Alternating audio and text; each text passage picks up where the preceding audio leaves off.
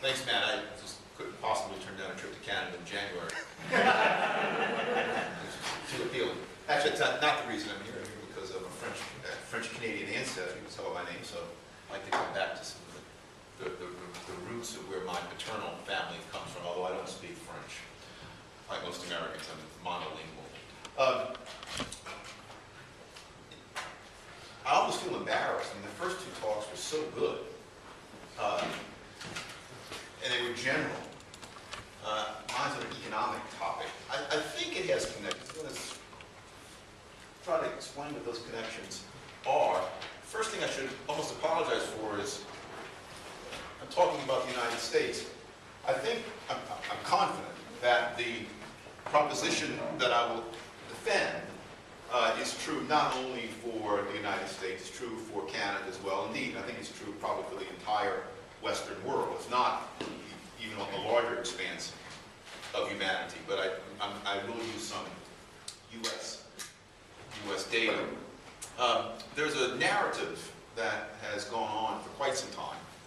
And that narrative says, well, starting in about the 1970s, now people are actually saying the 1950s too, but we'll stick with the 1970s. Starting in the 1970s, the improvement in living standards of middle-class people has stopped.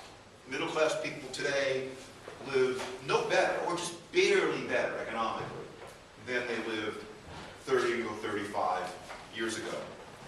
Unlike most people, I have the misfortune of having been born a long time ago. I was born in 1958, so I remember the 1970s.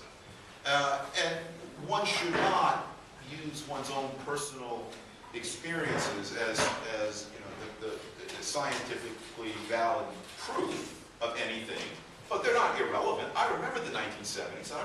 I can compare my memories of the 1970s to what I know exists today. And this narrative strikes me, I'm not the only one, but it certainly strikes me as completely mistaken. And when I explain to some people that I think this narrative is mistaken, I get a lot of pushback because it's the common narrative that appears in the mainstream media, certainly in the United States. One other way to state the narrative is this question: was this man a menace to the middle class? I can't remember where I was when I was giving a similar kind of argument to someone, and someone said, "Oh, Milton Friedman was a menace to the middle class," and the notion being that, well, the reason the economy began to stagnate in the 1970s is because, and this much is true, the deregulation movement in the United States began, by the way, not under Ronald Reagan, began under President Jimmy Carter in, I think 1978 is a good time to date that. And so you had a reduction in marginal tax rates, you have deregulation, some deregulation of surface transportation, communication, banking. Steve can tell you more about that. You did have some deregulation. The role of the state did pull back a little bit, beginning in the late 1970s and continuing through the 1980s. So it must be true, right? It must be true that this reduction in the involvement of the state in the economy has hurt the middle classes. Here are just some examples of the narrative. This is from former U.S. Labor Secretary Robert Reich, almost quoting him from a Financial Times piece he had 6 years ago. Almost all of the benefits of economic growth since the 1970s have gone to a small number of people at the very top, just a small number, the top 1%. This is my own colleague, Tyler Cowan, who's not, unlike Reich, a man on the left. Median family income is the single best measure of how much we are producing new ideas that benefit most of the American population. Yet the picture is depressing. This is a quotation from Tyler's book, The Great Stagnation, which says a lot. So even people on the free market side, some people buy this stagnation thesis.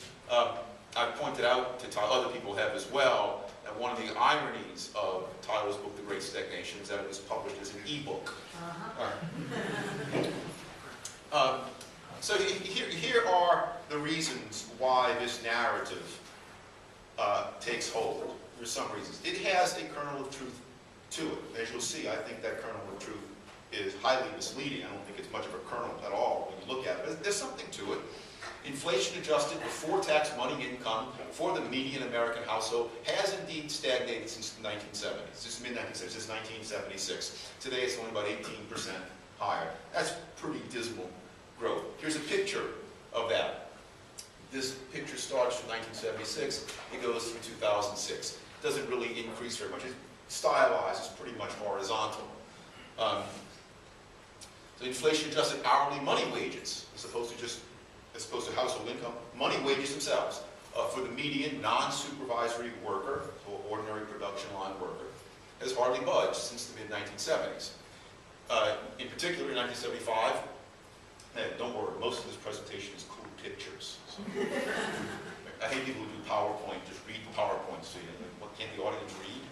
In 1975 dollars, the average hourly earning, and keep that number in mind because we'll go back to it, the average hourly earnings for non-supervised workers were $4.73 in 1973 US dollars. Today, you take that same worker and look at what he's being paid today, the latest data we have for December 2013, and in December 2013, last month, that typical worker paid in 2013 dollars was getting paid $20.35 per hour in US dollars. And here's a picture then of the pattern of these hourly wages for these production line non-supervisory workers. That's from 1973 all the way up to 2013. That's pretty darn stagnant. So you look at that and say, why, it's really true that ordinary American workers are not doing any better than before. The household income is barely higher. The middle class really has stagnated. The people who push that narrative, they point to these data, and you know, data don't lie. We all know that. They don't. And these are true data. I don't question the quantitative verity of these data. So is the narrative correct? I don't think it is. We could talk about how only a few of Milton Friedman's policy suggestions have in fact been put in place, contrary to what some people would have you believe. The United States, no place in the world, but the United States certainly did not become a laissez-faire libertarian utopia starting in 1981 when Ronald Reagan was sworn in. We had some deregulation, which probably swamped the additional regulations we had, but we also had additional regulations in the United States, and the deregulations themselves, judging from at least my perspective, were really too little and too short-lived. In any case, we could talk about how measures of inflation inadequately account for changes in product quality. Here's the first of some pictures that I'll show you. It's a bag of celery. I bought it at my local supermarket in Virginia. And I took the picture, by the way, with my camera. In the mid-1970s, no one took pictures. Everyone took a camera. I took the picture with my phone. It has a resealable top. So you buy the celery and it keeps the celery fresh. It's a really tiny, tiny, tiny innovation. It doesn't really rock your world when you see it. It's not like the internet. Part of my thesis is that we live in a world in which almost every day we encounter really small innovations like this, small positive innovations, no one of which is really noticeable, no one of which will show up in any measured statistics, but they accumulate over time. And because they show up incrementally, each in only small doses, they're very difficult to capture in official statistics. I know you could buy celery in the 1970s because I remember celery in the 1970s. You bought it in bags. I assure you, you did not buy it in a resealable bag. So how much of the change in the price of celery over the course of those 30 years is due to inflation? How much of that higher price reflects the higher quality, the slightly higher quality of innovations such as that? It's a question to keep in mind. We could talk about how from 1976 to 2006, the per person size of the median household in America has fallen by 11%. So if you talk about household income, you can't presume that the number of people living in the household has stayed the same. In fact, it hasn't. Over the 30 years, just prior to the onset of the current seemingly never-ending recession, economic doldrums, the number of people living in the typical American household fell by 11%. You have fewer people in the household, then any given amount of income is spread over fewer people. Each person gets more income. When you would make just that adjustment, you take that same 18% increase in real inflation-adjusted household income from 76 to 2006, and all you do is adjust it for the change in the number of people living in a typical American household. It went in 1976 from 2.86 people to 2.56 people. That's an 11% decline. When you look at the let's call it per household person income, then that 18% figure becomes a 32% increase in income. Still not great, because you just have one change, asking what happened to the income, not of the household, but of the income per member of each of the typical household. Then it's not 18%, but 32%. We could talk about how much more the compensation of compensation today is paid in the form of non-wage or fringe benefits. I don't know what the situation is in Canada or in Europe. I know that in the United States today, the portion of workers' pay that comes in the form of non-wage benefits, employer contributions to pension plans, employer payment for health premiums, is about 31% higher today than it was in 1975. We could talk about what happens to statistical measures such as an average or median, about how that doesn't necessarily tell us what happens to the individuals whose actions comprise the data. That's just a picture of an infant baby that I pulled off of the internet. I do that because one of my favorite ways to explain this is if on January 1st of this year, so you have a young family and you measure the average height of your children. You have a 1-year-old, 3-year-old, 4-year-old. And let's say the average height, I'm just making this up, is 3.5, I'm an American, feet. 3.5 feet tall. And then you measure the average height of your children a year from now. But in the course of this year, let's say you have a 4th child, an infant. So now you're measuring the height of all 4 of your children. This little bundle of joy comes along.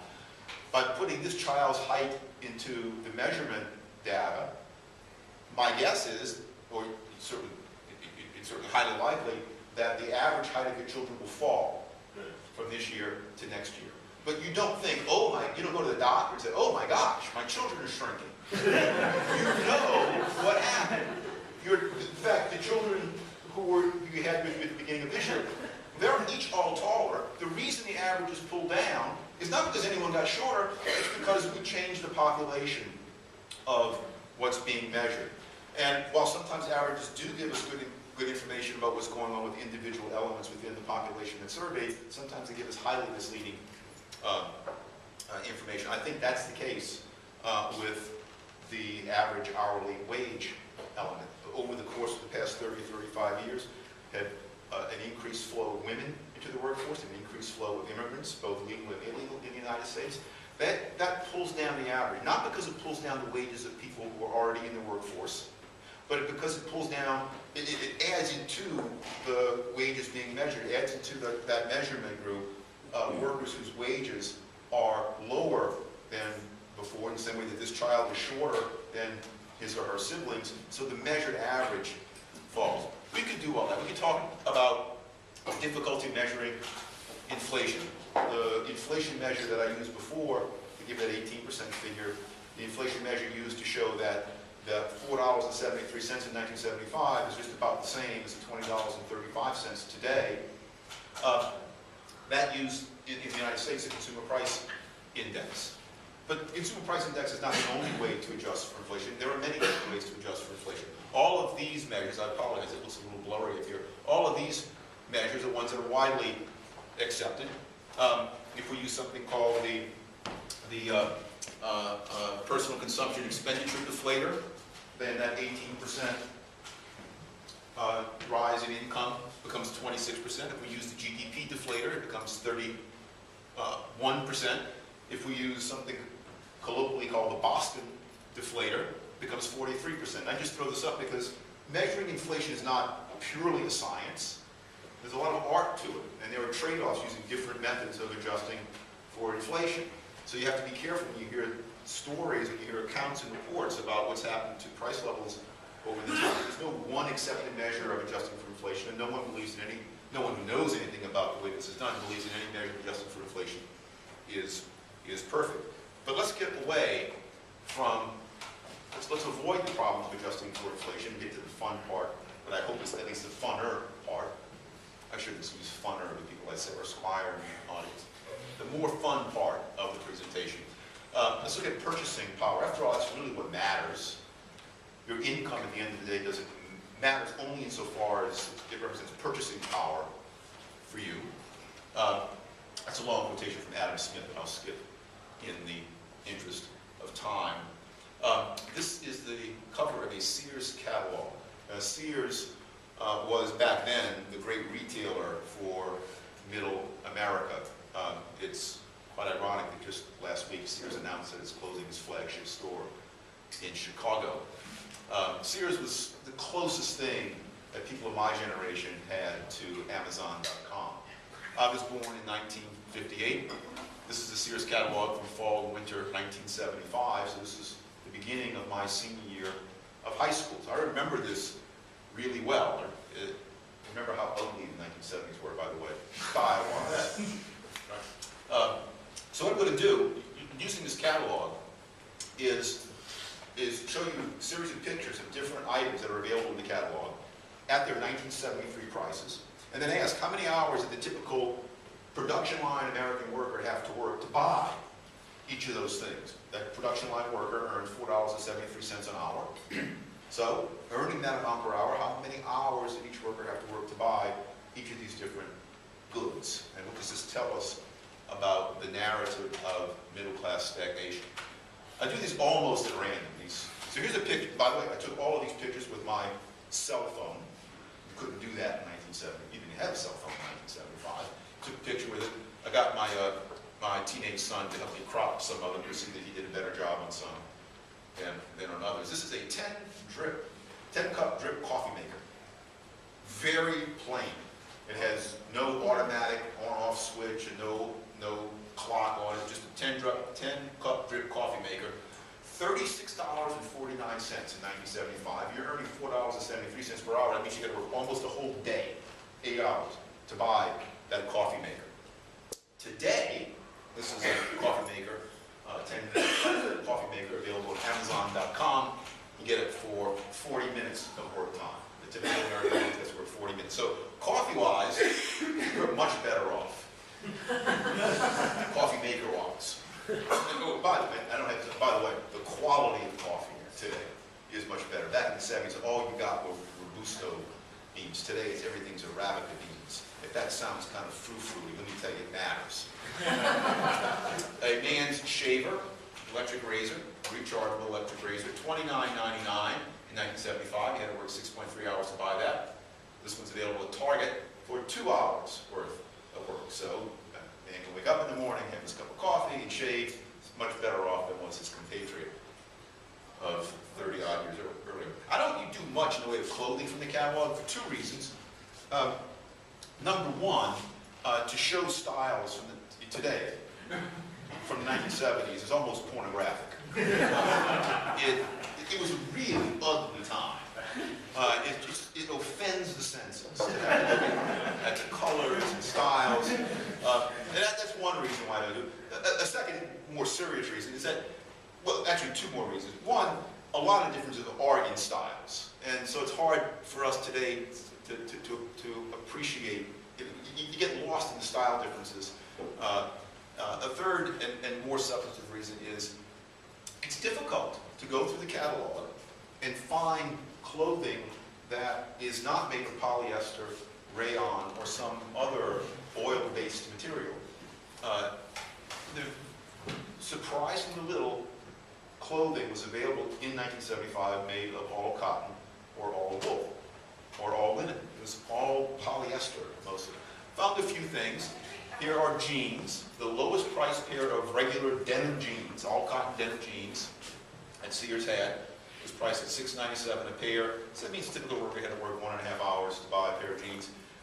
This is a pair of jeans from Sears available for $13.99, so the typical worker has to work 41 minutes. So we're better off jeans-wise than we were in 1975. This is as salacious as I get, I promise. No, you're not even trying. I know. If I knew you guys better, I would. Didn't stop her. 1970s, real 1970s porn, yeah. A pair of 3 all cotton men's not boxer shorts, jockey shorts, Costs a typical worker 75 minutes of work time to get. Similar shorts today, I'm sure the quality is about the same. 50 minutes, so only 2/3 of the work time that was required in 1975. Luggage is interesting. Like today, different qualities of luggage. So I chose the mid-range quality, judged by price. I'm using the blue, the larger suitcase here.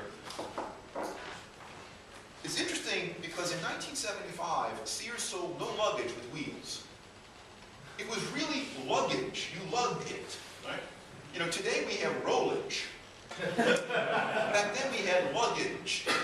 And so this is the wayfarer, the typical worker. If you wanted to just buy that one piece of luggage, he or she had to work in 1975 7 hours. He or she could, however, buy separately a pair of wheels. One pair. I think it's interesting. Here's a pair of wheels that itself costs more than a half day's work to buy. It's got that knob on top. It seems kind of flimsy. But those are the only wheels you get. So if you wanted to buy the wheels and the luggage together, it cost you a day and a half's worth of work. Today, it's the same size luggage in cubic inches. It comes with the wheels, and it only costs you 5.5 hours of work. An automobile battery, 9 hours of work in 1975, just 5 hours of work today. So we're better off automobile battery-wise. It's an exercise machine. The Dr. Seuss lady comes separately. Look at that thing. And this is deluxe. I'm sorry? It says deluxe. Yeah, it's deluxe. Yeah, this is the high quality stuff. This is not the the value one. This is the deluxe one. $75 in 1975. Almost 2 days of solid work. An 8-hour workday to buy that machine. Less than 6 hours of work today to buy something that's probably of higher quality. Certainly takes up less space in your house and is a little bit more aesthetically pleasing, I think. Steve, don't be upset. I use the Beatles. Don, I'm okay with the Beatles. No. They're not as good as most Canadian rock, but I'm okay. I know, you get a rush out of that.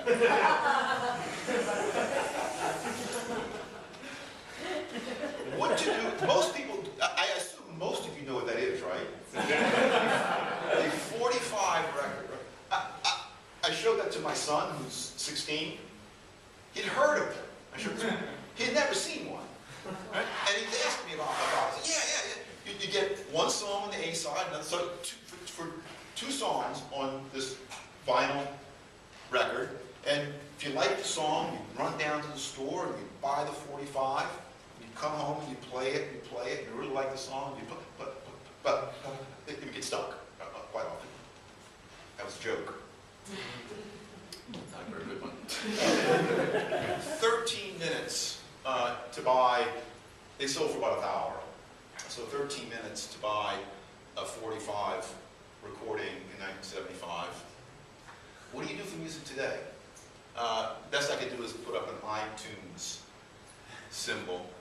You get one song for 3.8 minutes, so 2 songs will cost you just over 7 minutes. So roughly, music is half the price. I don't know about quality. I know there are people who believe that vinyl gives better audio quality than digital.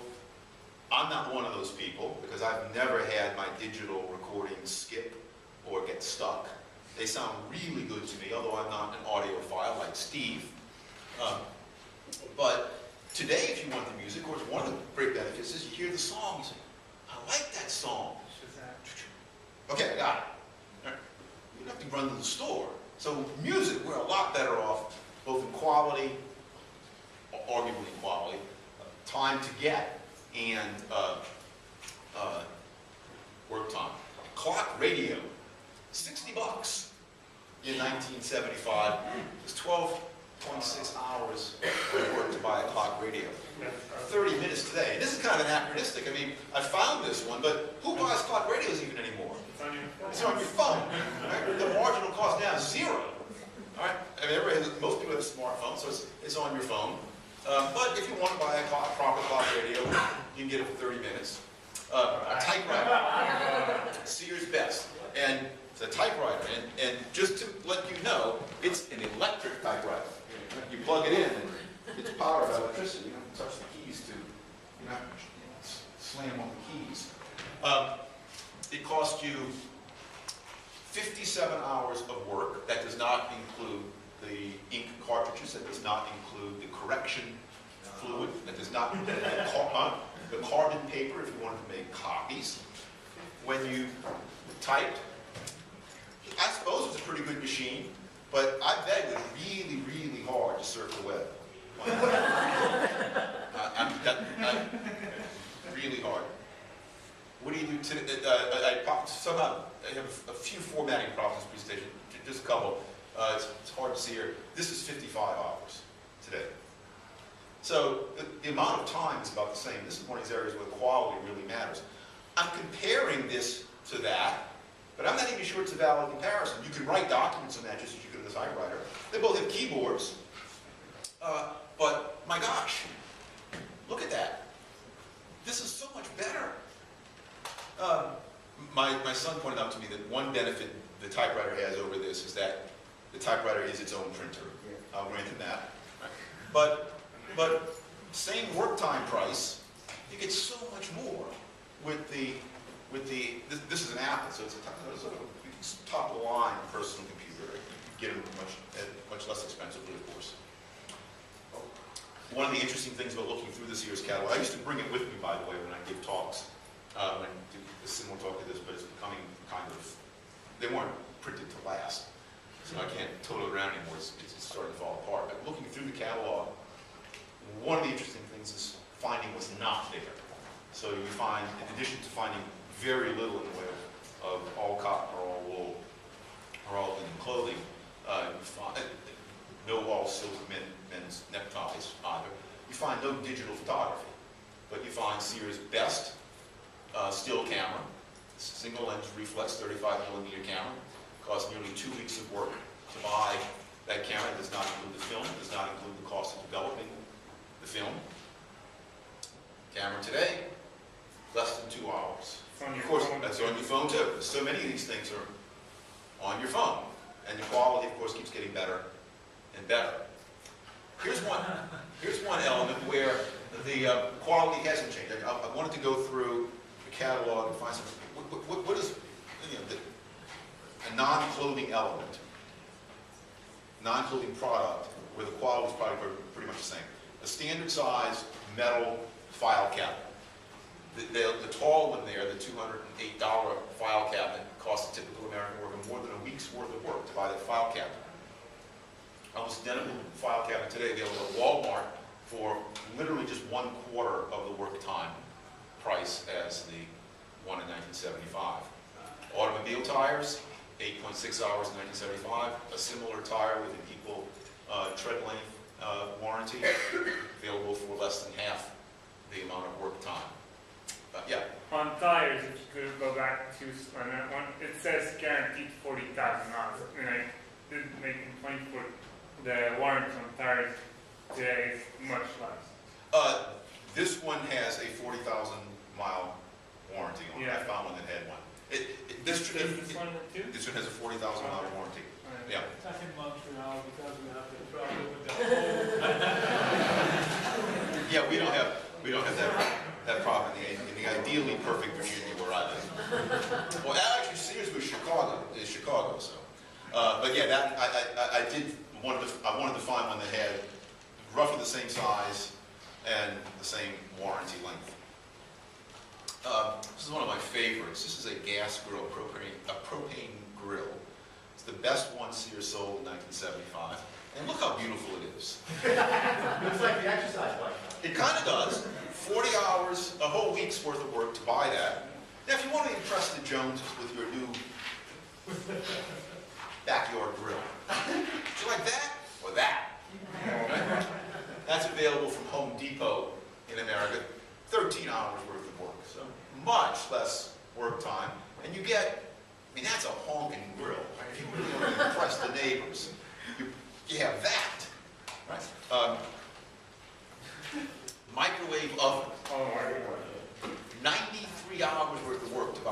Best microwave oven.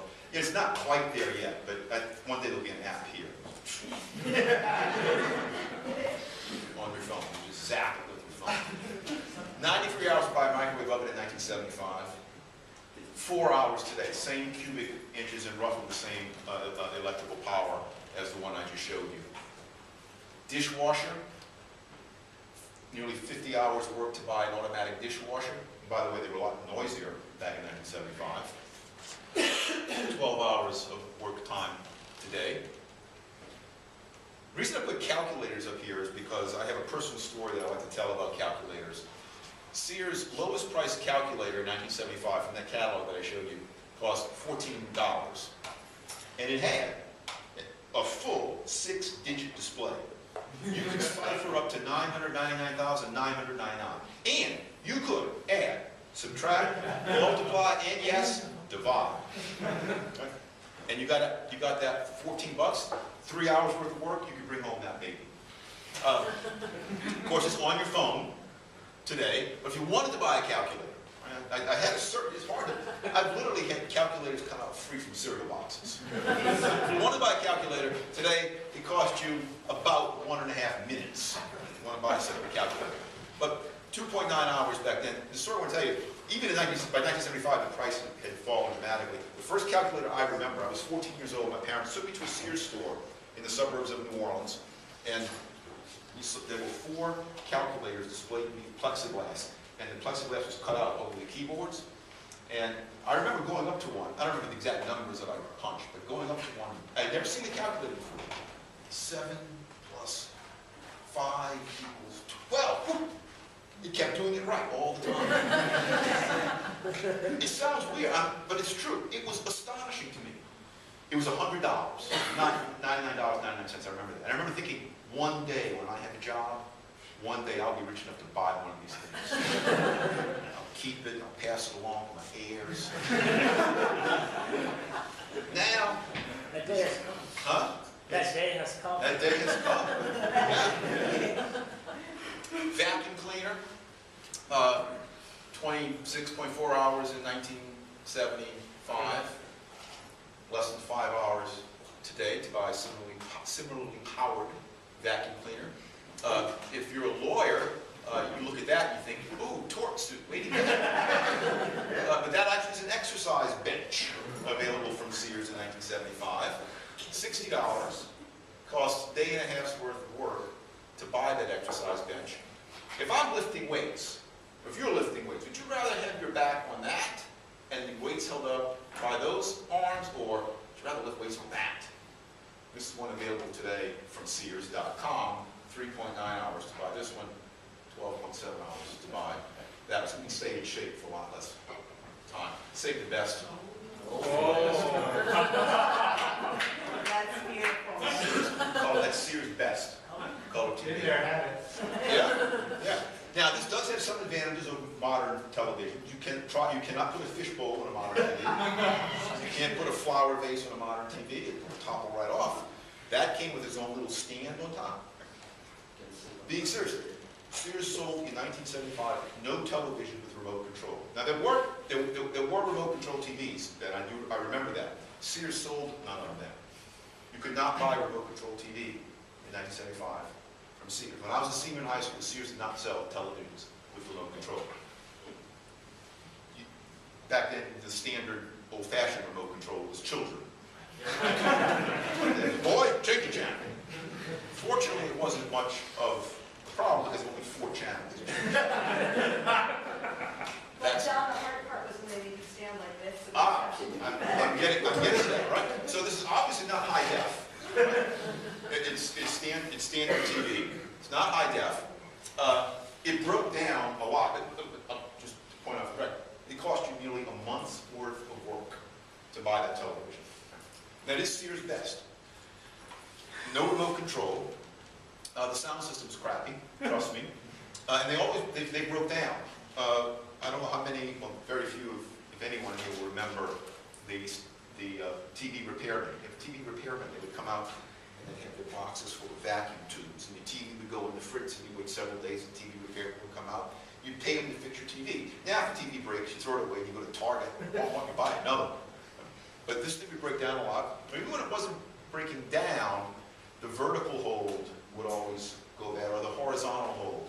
And you'd have someone stand in front of the TV and someone else reach around the back. So, okay, this picture would roll.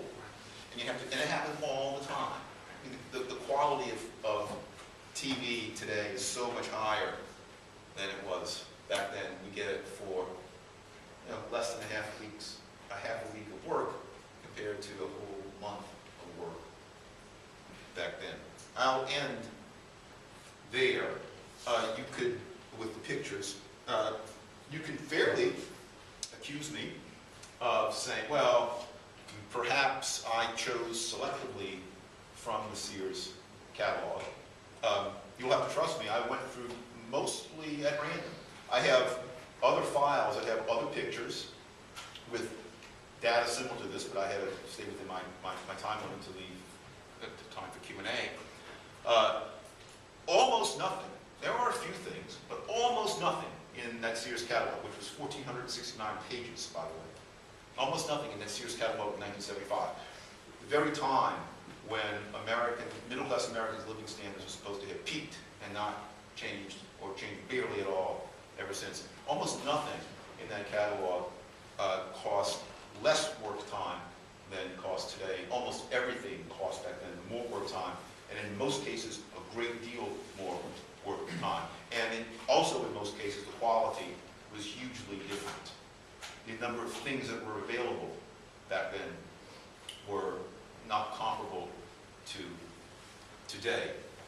I will end by noting that, of course, things available from Sears, although Sears' long-time advertising slogan was Sears has everything, and it was damn near true.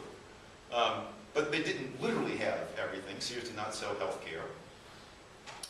They did sell, I think I should have put this up, they did sell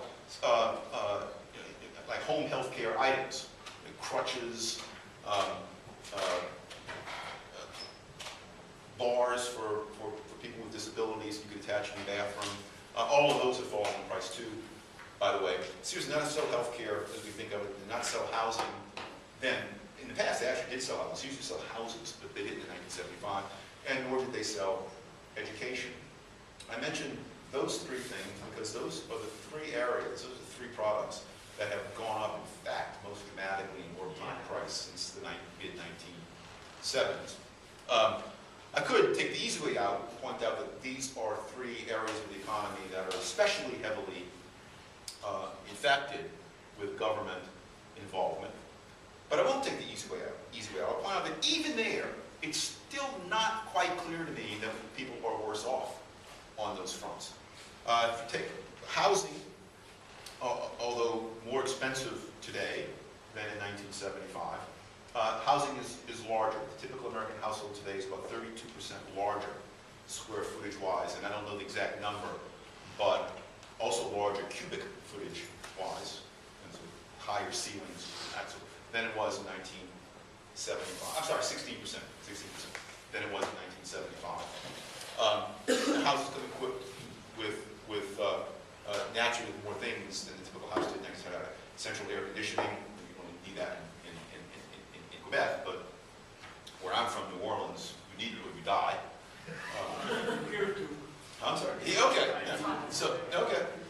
So central air conditioning is now common. Automatic dishwashers are common in typical house. So when you adjust for those things, the increase in the real price of housing is not quite as great as it was back then. Not to mention mortgage rates, which are today lower than in 1975. Healthcare, the real cost has risen dramatically, but do a mental experiment. And here, I don't have any data to show you. I can give you some impressions. If you had the choice of having 1975 healthcare at 1975 prices with 2014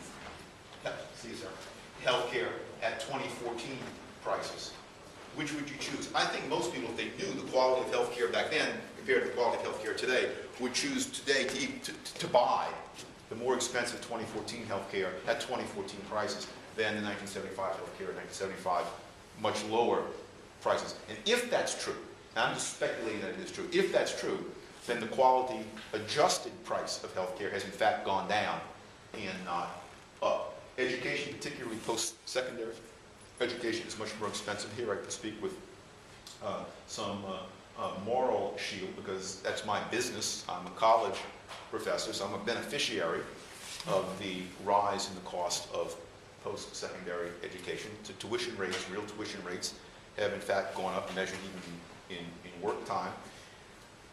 But the return to a college education today is higher. The addition to your lifetime earnings, even when adjusted for the fact that your lifespan is longer today than it was in 1975, the addition to your lifetime earnings is somewhat higher. I forget offhand how much higher, but I don't wish to dispute the fact that at the end of the day that housing, healthcare, and at least post-secondary education are more expensive.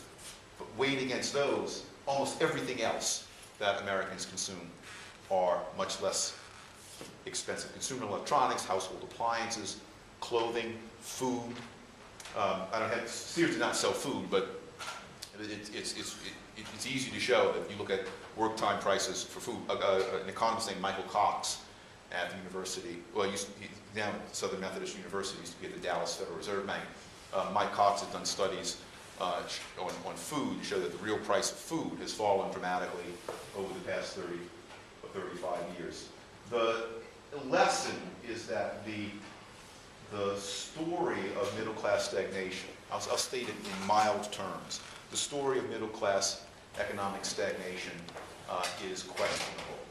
I'm pretty convinced it's downright wrong, but to believe the way that the modern mainstream media present it, the modern mainstream media presents it as an established fact. Everyone believes, everyone knows because it's scientifically verified and proven for all time that middle-class living standards have not changed over the past 30 or 35 years. To take that at face value is an error. There are lots of good reasons for questioning that narrative. I forgot to say one last thing. That Sears catalog that I got, I did not save that from the time that I was in high school. You don't think of saving catalogs like that. Like most people, you throw them away after you were done with them. I bought it on eBay a few years ago. There was no eBay in 1975. I bought it for 99 cents, and I had it shipped to me overnight for $19.99. Now, I did that not because I needed it overnight. I did it because I wanted to be able to say what I'm about to say to you. In 1975, no one could buy overnight shipping. Probably the President of the United States, the Prime Minister of Canada, the Bill Gates of the era, Howard Hughes, whoever he was, they could afford to have things shipped and delivered and sent to them overnight.